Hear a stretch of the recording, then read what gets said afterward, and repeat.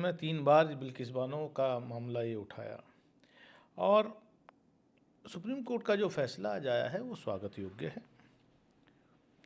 क्योंकि भाजपा की सरकार ने, गुजरात और केंद्र की दोनों सरकारों ने मिलकर के कोई कसर नहीं छोड़ी थी कि बिल्किस बानो के बलात्कारियों को कैसे बचाया जाए।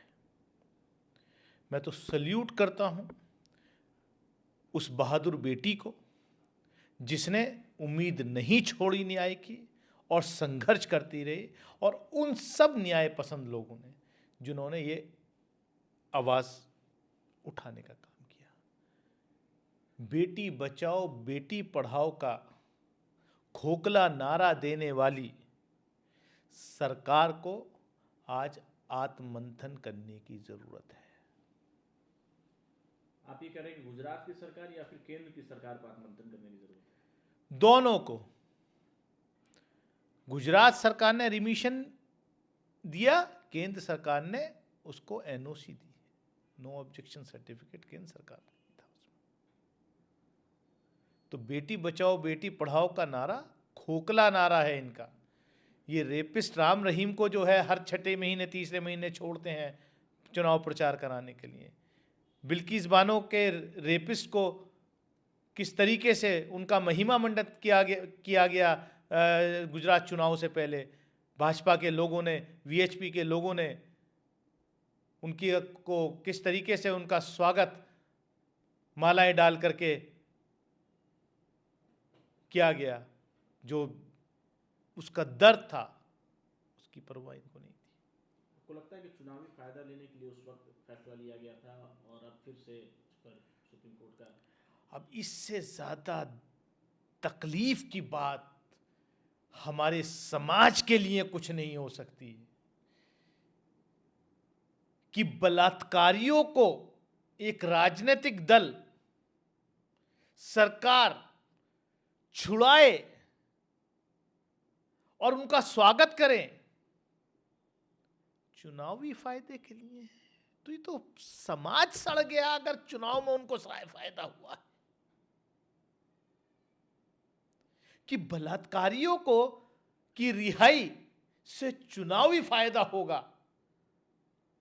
अरे वाह, और वो हुआ भी। कहां जा रहे हैं हम, कहां जा रहा है ये मुल्क?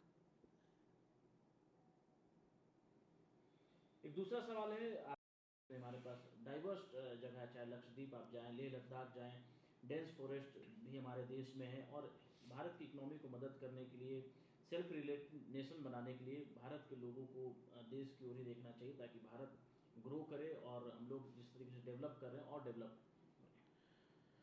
बिल्कुल सही किया है उन्होंने, लेकिन ऐसी कौन सी पॉलिसीज हैं कि भारतीय लोग हर साल दर साल आंकड़ा बढ़ता जा रहा है कि देश की नागरिकता छोड़ करके अमेरिका, कनाडा और यूके और वेस्टर्न कंट्रीज में सेटल हो रहे हैं जाके। हर साल ये आंकड़ा दुगना तिगना होता जा रहा है, और खासतौर से पिछले 6-7 साल में ज्यादा हुआ है, 2014 के बाद। एक आखिरी सवाल है मेरा, भारत के साथ इकोनॉमिक रिश्तों का उन्होंने जिक्र किया, भविष्य में और ज़्यादा रिश्ते प्रगाढ़ करने की बात की है, और उन्होंने पिछले रिश्तों का भी जिक्र किया था कि इस तरीके से भारत ने मदद पहुंचाई थी। कैसे देखते हैं आप? नहीं, भारत बांग्लादेश के रिश्ते हमेशा से बहुत अच्छे रहे, क्योंकि बांग्लादेश के तो जन्म ही भारत की मदद से हुआ है, जब श्रीमती इंदिरा गांधी ने पाकिस्तान के 2 टुकड़े करके ईस्ट पाकिस्तान को बांग्लादेश में तब्दील कराया। तो बांग्लादेश के साथ हमारे रिश्ते हमेशा अच्छे रहे हैं।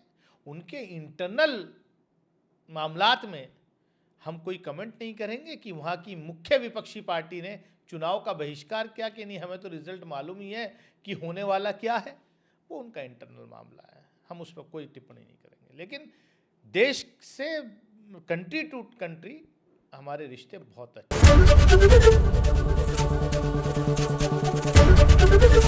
एबीपी गंगा, खबर आपकी, जुबान आपकी।